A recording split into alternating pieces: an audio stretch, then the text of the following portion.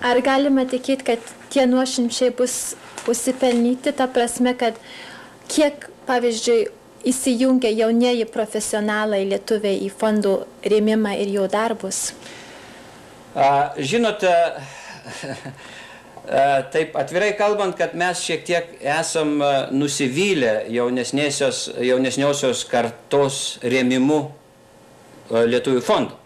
Reiškia, procentualiai gana nedaug mes susilaukėme paramos, kitaip sakant, įnašų iš jaunesniosios kartos. Negalim skūstis, reiškia, yra, reiškia, kurie įsijungia su gana dideliam sumom, bet procentualiai, kiek yra išėję per lietuvinistinės mokyklas ir dabar jau ta vadinama jaunesnioji karta intelektualų ir profesionalų, prekyboj pasireiškusių, reiškia, turime gana didelį procentą, bet pagal tą procentą palyginus gana mažai įsijungia. Reiškia, mes ieškome būdų, reiškia, įtraukdami jaunesniosios kartos žmonės į fondą. Jau turime gana didelį skaičių jaunesnėsios kartos, kurie jau fondai aktyviai veikia.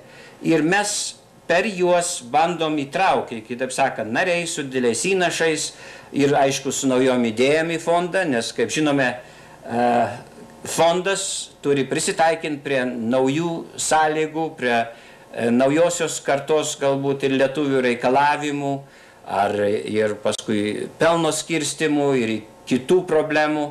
Ir mes, reiškia, nuoširdžiai laukiam prisidėjimo finansiniai, kitaip sakant, moraliai ir materialiai, reiškia, prie fondo ir tikėsimės, kad ir jaunesnioji karta įsijungs į tą fondą daug aktyviau, taip kaip vyresnioji.